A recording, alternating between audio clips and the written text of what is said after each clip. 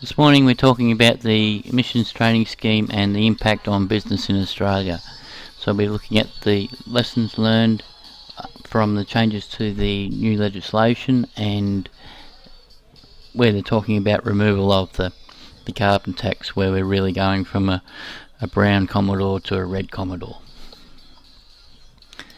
So what we're looking at is our lessons learned from what we've done so far with the legislation, and also with the proposed changes that we have coming up after the election. So it'll be quite interesting to see what happens there.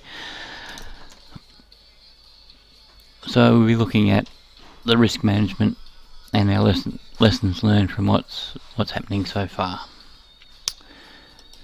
Okay. One dangerous thing, I suppose, about the emissions trading scheme in Australia and the impact is that the accountants don't understand this, and some accountants are just going to allow a 10% contingency as a guesstimate without reviewing any of the impact of the company's operations. So the main critical area is supply chain management in this area, and we'll be looking at this issue to reduce the risk to business operations in the blue economy. There's a few examples out in the marketplace where people have gone down this track and actually saved money and reduced their bottom line. So a winery company, their liability was going to be $8 million underneath the carbon tax, and they reviewed their supply chain, and from reviewing the supply chain, and most of it got pushed down the supply chain or trying to work out their liability.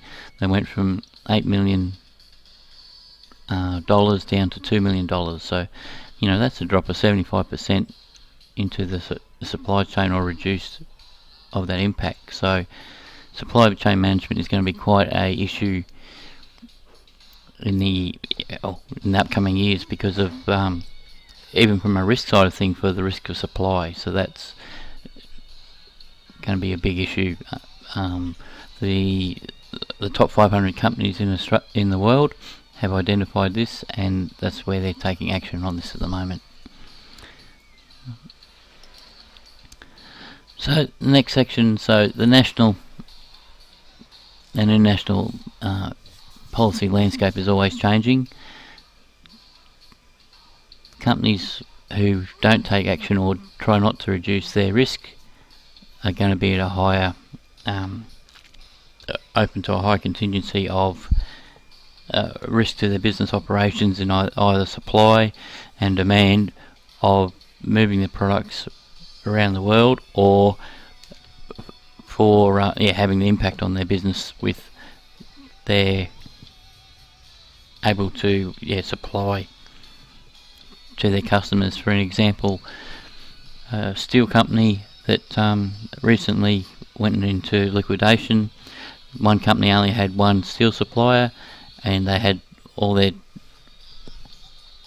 contracts locked in at a low price. And when their steel supply went belly up, then they didn't have a backup plan. So this is where we need to work out from a risk side of things. Okay, righto, what's the risk of our supplier, or the impact of our supplier not be able to supply us, which is going to have a flow-on effect on our business operations. Okay, so 34% of the top global 500 companies have been deselecting their suppliers who haven't got a carbon plan in place, or a risk management strategy to make sure that they can supply to them. So that's quite interesting. Now, even with some of this legislation that may not affect people at the moment, then you never know when legislation changes on how that goes together. So what we can look at is, say, there's 800 companies that are going to be affected in Australia at the moment, only 300 underneath the carbon tax or the emissions trading scheme. And what you need to allow for, if they lower that limit, then is that going to put you in the firing line? So you need to reduce your risk as soon as possible.